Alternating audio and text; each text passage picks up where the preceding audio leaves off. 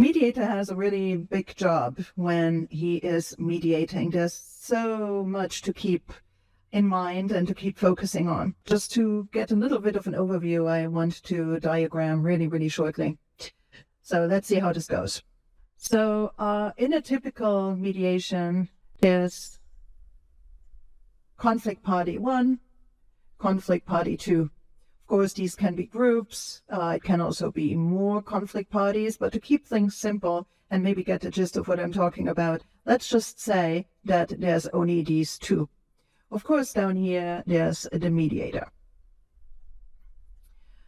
And so what does the mediator need to keep in mind? First of all, of course, he has to watch the conflict party. He has to watch the other conflict party. Be aware of what they say, how they say it, and so on and so on.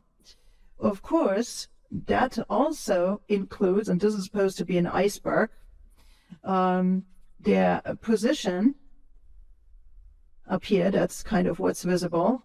And then also keep in mind all the underlying kind of needs, interests, preferences, all the other stuff that is going on there.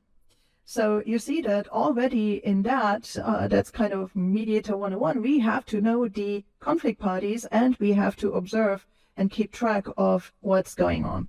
So of course then there's also this kind of thing. How do they interact? What one person says, does that set off the other? Is what's their stance toward each other, the relationship? When we talk about relationship, of course, there's also relationship from the mediant to, or from the conflict party to the mediator. So this is very much a bidirectional kind of situation. And now come a couple more. Because the first one is the mediator needs to very much keep track of his own state. We have to know, are we being triggered by something going on here? Are we starting to judge?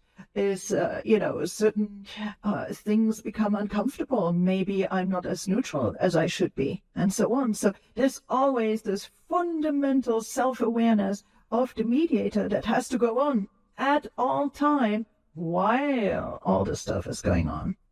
And then, of course, the mediator needs to know what he puts out there, meaning, is he starting based on his own biases and projections and things like that? Maybe be judgmental a little bit, be directive in ways that are not really appropriate. And so he has to monitor the way that he interfaces. And then, of course, as well, see, because he might not realize it in the moment as he creates the output, that something that he did or she did was maybe not quite right, but he or she might see it from the reactions coming back. So you see here that there's so much going on. And this is also not necessarily something that you know and are able to do from day one, and that is okay.